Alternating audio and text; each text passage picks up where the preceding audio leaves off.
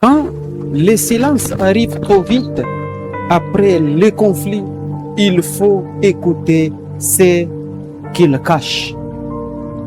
Bien-aimés dans le Seigneur, il existe des silences qui apaisent, mais il existe aussi des silences qui blessent.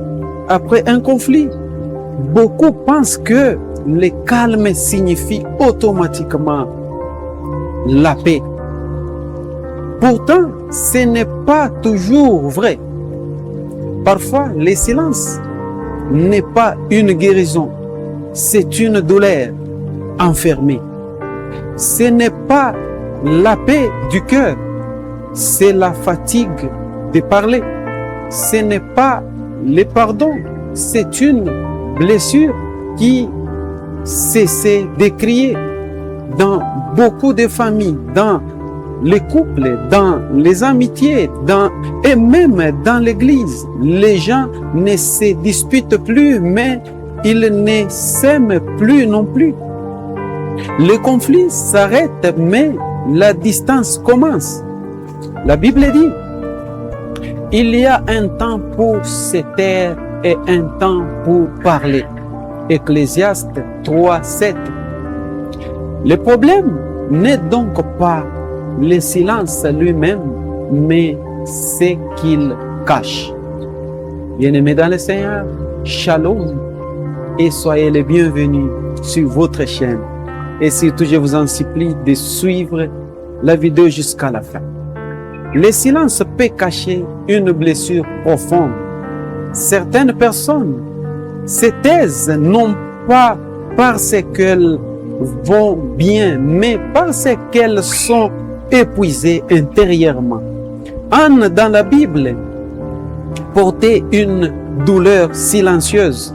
Elle ne criait pas devant les hommes, mais son cœur saignait devant Dieu. Dans 1 Samuel, chapitre 1er, du 10e au 13e, la Bible nous montre qu'elle priait en silence, les lèvres remuaient, sans qu'aucun son ne sorte. Ce silence cachait les rejets, l'humiliation, la tristesse, l'incompréhension. Bien-aimés, il y a des personnes qui sourient encore, servent encore, chantent encore, mais à l'intérieur, elles sont brisées. Le silence rapide après un conflit peut vouloir dire « je n'ai plus la force d'expliquer, je ne me sens pas compris ». Parler ne change rien. Et parfois, ceux qui souffrent le plus sont ceux qui parlent le moins. Jésus-Christ nous enseigne à écouter au-delà des mots. Quand Jésus-Christ rencontre les gens, il n'écoute pas seulement leurs paroles, il discerne leurs blessures cachées. Avec la femme samaritaine, dans Jean 4, Jésus voit derrière ses réponses courtes une vie remplie de blessures et de déceptions. Avec Saint-Pierre, après son règnement, Jésus ne commence pas par condamner. Dans Jean 21, 15 à 17, il pose une question simple. M'aimes-tu? Pourquoi? Parce que Jésus savait que derrière le silence de Saint-Pierre se cachait la honte. Frères et sœurs, les paroles révèlent parfois moins que le silence. Un cœur blessé devient souvent silencieux avant de devenir distant. Dans l'Église aussi, le silence peut devenir dangereux.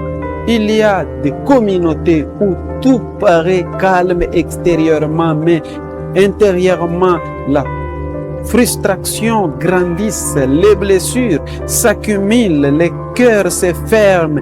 Le silence peut devenir un mur invisible. David disait, tant que je me suis tué, mes os se consumaient. Psaume 32, le 3e verset. Le silence non guérit, mais détruit lentement l'âme. Certaines personnes quittent l'église longtemps avant de partir physiquement.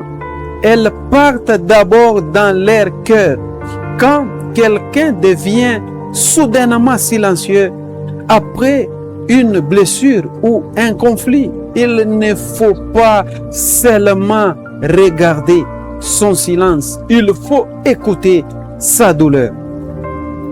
Dieu ne veut pas seulement arrêter les conflits, il veut guérir les cœurs. Beaucoup cherchent la fin des disputes, mais Dieu cherche la restauration.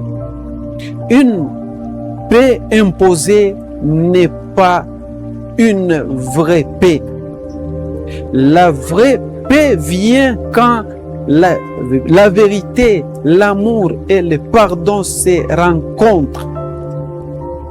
Colossiens 3, 13 dit, supportez-vous les uns les autres, et si l'un a sujet de se plaindre de l'autre, pardonnez-vous réciproquement.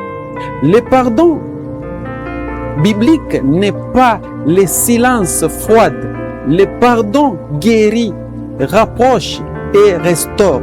Dieu nous appelle donc à écouter avec amour, à discerner les blessures cachées, à parler avec sagesse et surtout à ne pas ignorer les silences inhabituels. En conclusion, quand le silence arrive trop vite après un conflit, il faut être prudent et très vigilant. Car certains silences disent « Je souffre, je suis fatigué, je me sens seul, je ne crois plus qu'on puisse me comprendre. » Et parfois, derrière un silence calme, se cache un cœur en train de mourir lentement.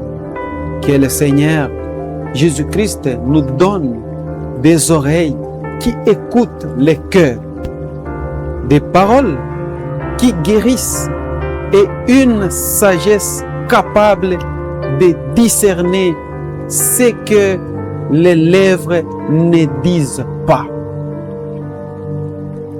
Bien-aimés, dans le Seigneur, un grand merci d'avoir suivi la vidéo du début jusqu'à la fin.